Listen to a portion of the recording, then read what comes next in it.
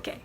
Hey guys! So today I'm going to be doing a spoiler-free review on The Invisible Life of Addie LaRue. I don't know why it took me so long to do this, That is because you're lazy. but I may be just... Wait, it's really hot, hang on. Maybe I'm just like a lazy... Maybe I'm just lazy. Self-Awareness 101. Yeah. Anyways, so if you didn't already know what this book is about, basically this book is about the main character Addie LaRue, Adeline L. Girl, you might as well call this a blooper video. Get yourself together. Huh? This book is about the main character. Her name is Addie. Well, she's mostly called Addie in the book. I'm not gonna get into it because we're trying to be spoiler free here. But basically, she made a deal with, she made a Faustian deal. What a Faustian deal is basically you make a deal with someone or something, and you'd basically have to give up something for you to do the deal. Understand, bitch. Don't understand. I don't understand.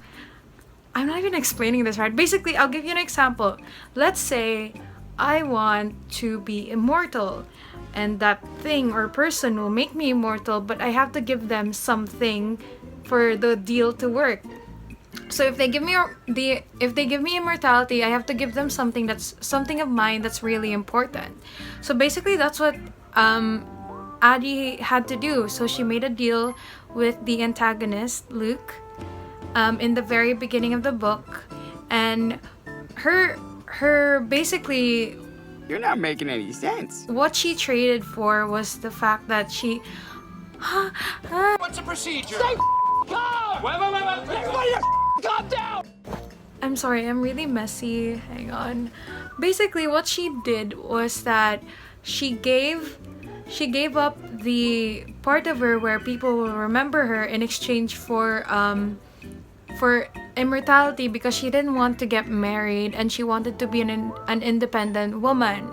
So that's basically what happens. That's why she's been alive for so long. But the only problem is every person she meets doesn't remember her. So that's basically the premise of the book. She's been alive for so long because she made a Faustian deal with the antagonist Luke, and basically every person she meets doesn't remember her. So yeah, she had to endure that for 300 years. Then suddenly one person does remember, and that's Henry. The reason why he remembers her, I will not disclose because I'm trying to be spoiler free here. Now, let's get into the review of the book. Let's start with the main characters. So I'm going to start with Addie. My opinion on the main character Addie is she's a 50-50 for me. She's like a hit or miss. It really depends on your personality whether you're gonna like her or not, but personally for me, I wish the book gave her more character development, and I feel like the ending that was given to her didn't really justify the development that she had when she met Henry. So I believe that she deserved more character development because...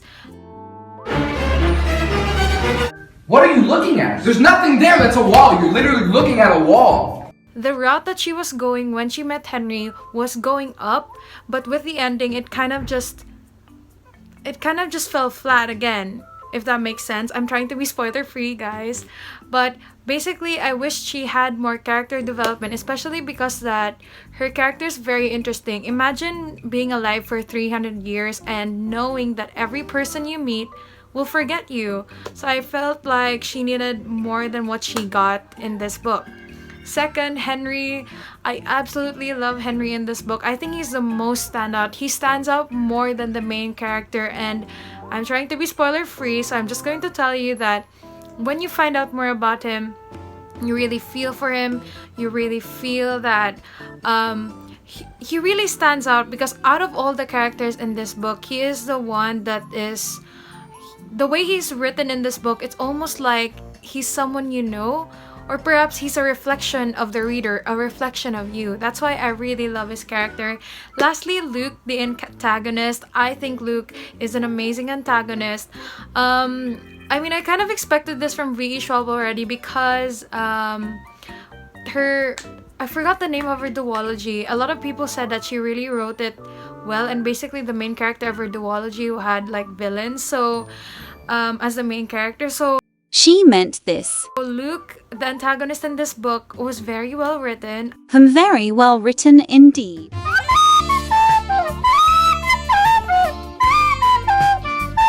I really liked how complex he was, okay,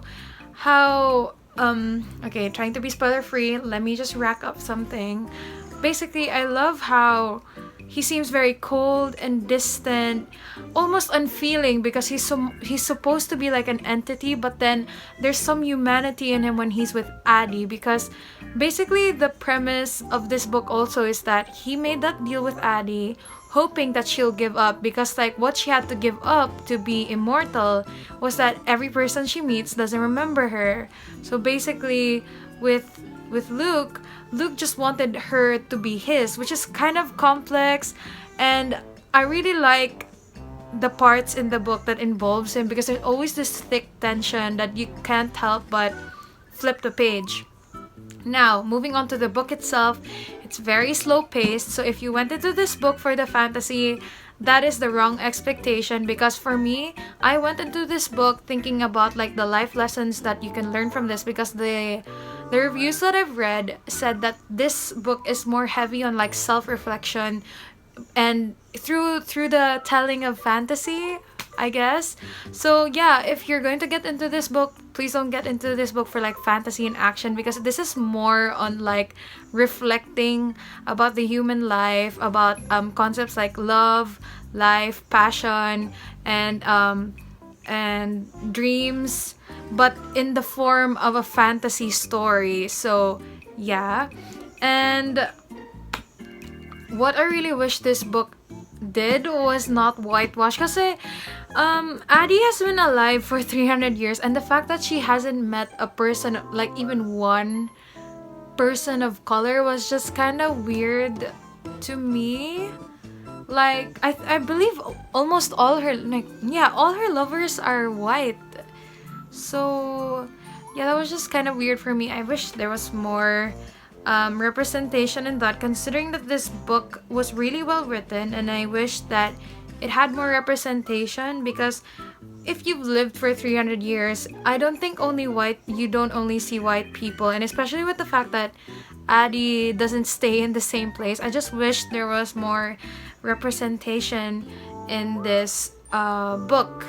But yeah, I think this book is really great. I have a lot of tabs, and all these tabs are just life lessons and reflections and relatable moments.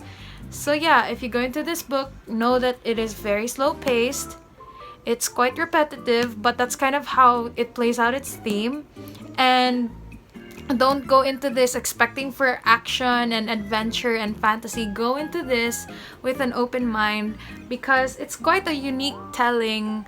Like, it's a unique way to tell of a story that's essentially fantasy, but it's more heavy on the aspects of human life. So yeah. Well, that was a terrible review. Well, but I'm it's really hard to stay spoiler free when giving a review on a book. But yeah, I hope you enjoyed the video, and stay tuned for more videos on book reviews, because I don't have a set schedule and I'm kind of lazy.